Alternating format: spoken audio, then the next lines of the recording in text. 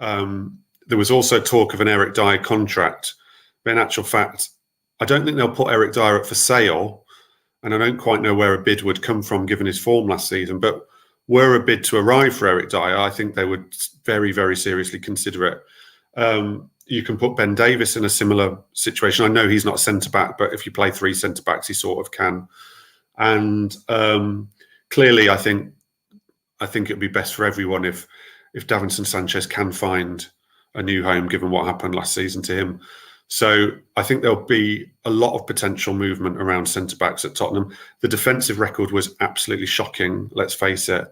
And I think it's very clear that they need new centre-backs. And also, the way Ange Postecoglou likes to play, I'm not convinced the Dyers, Sanchez's, Longleys of this world can quite play out from the back as he will demand, because you've played for a long time with a lot of those defenders, almost like a counter-attacking team, where, I don't want to upset Tottenham fans here, but where the centre-backs have actually been encouraged to go quite long, quite a lot of the time, go long for Sonny, go long into Kane to knock it onto Sonny to catch teams on the counter-attack. And it's worked. It's not long ball, because it's been far more attractive than long ball, but it's not been take the ball from the goalkeeper, play through the lines, all that kind of thing. And that's what it's going to be. And I don't think Spurs have got that defender at the moment. Now, whether Harry Maguire is that defender, Harry Maguire plays that way for England. I know he's had a shocking time at Manchester United, but I cover England as well. You know, I've been out to the last however many major tournaments with England. I've covered Harry Maguire's entire England career. He does play that way well with England. He plays through the lines with England. He takes the ball off the goalkeeper. He doesn't make many mistakes. He's a different player with England than he is with Manchester United. In terms of Tottenham's interest, what I do know is they've registered interest. They want to know what's going to happen with Harry Maguire this summer. They want to know what the expectations are around salary and wages, and they want to be kept informed as to what his situation is. Now, they will do that with a number of players, because that's just due diligence in terms of the transfer market. So I wrote in my piece that there's no current indication that the interest will definitely be followed by a bid, but the interest is there. And I know it's controversial interest, and I get opinion around him, but given what Tottenham need, it kind of makes sense to have that interest. I mean, he ticks, in terms of what Tottenham need, he ticks a lot of boxes, because as well, you're going to lose some leaders this transfer window. Hugo being a big one. Obviously, Harry will, all being well, he stays and he will take the captaincy. But you're going to lose a few leaders. Maguire's also a leader, and an experienced leader. So he does tick some boxes, and factor all of this into the fact that the Kane family and the Maguire family are very, very tight. Kane has recommended Maguire to Tottenham in the past. Kane on England duty him and Maguire are two of the closest kind of pals in terms of Kane's pals within the England camp, and the families are very tight as well. So that adds another layer of intrigue to it, shall we say? Yeah. Look, another player who, of course, you reported about, who got a lot of Spurs fans very excited about potentially reviving his career at Spurs, was Undombele. Of course, He's just another player who's left Spurs, gone and won a trophy. But of course, he is returning this summer from his loan spell at Napoli.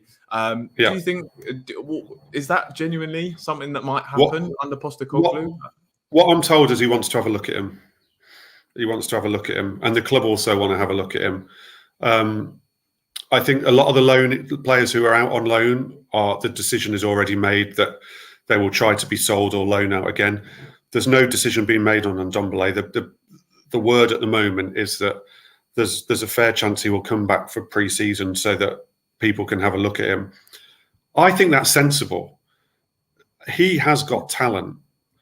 I mean, if someone could get it through to him to run and get himself in shape, he would be a hell of a player. He has got talent, and just discarding him. I can't imagine what sort of fee Tottenham would get for him at the moment. It would be pretty nominal. I think he's got 2 years left on his contract.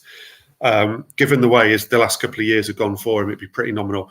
He didn't suit Conte or Mourinho at all.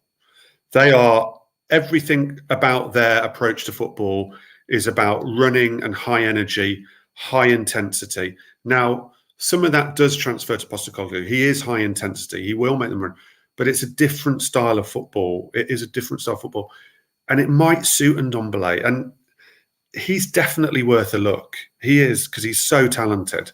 It might be that they look at him and decide, look, the guy's never going to run. We're never going to convince this guy to run. Everyone else was right about him, in which case he'll either go out on loan or be sold. But it makes total sense to me to have a look at him. And that's what I think at the moment the plan is. So you think, Matt, the likes of Giovanni Lo Celso, I think there's some interest from Aston Villa potentially. You think Lo Celso's probably done at Tottenham?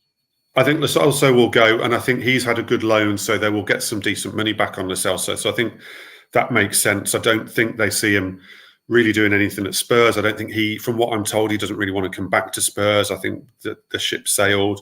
And he's had a good loan, so they'll get some decent money, some decent return on Lo Celso for sure. And yeah, look, in terms of incomings, obviously we spoke about the goalkeeper position, and I think we all kind of have that feeling that David Raya will be the guy there. Central defence, another position that we mentioned. Yeah. Aymeric Laporte, Marc Guéhi are two names that have been mentioned. Are those kind of realistic targets? And do we know any names who might be? Well, Aymeric Laporte, they've looked at before. Aymeric Laporte was mentioned 2 years ago. I think they looked at him. So there's some historical interest in Aymeric Laporte. So I can believe that there's interest in him.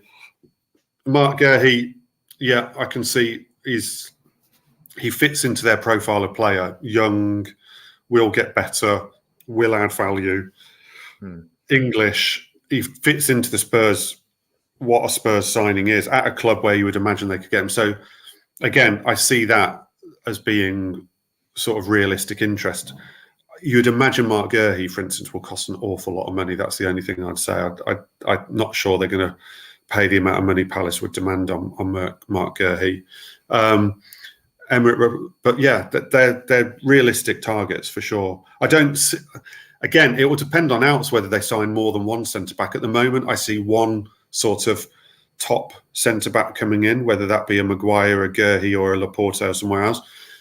But were they to do a bit better than that with their sales, and maybe they realistically expect to do, maybe they'll bring a couple in. Who knows?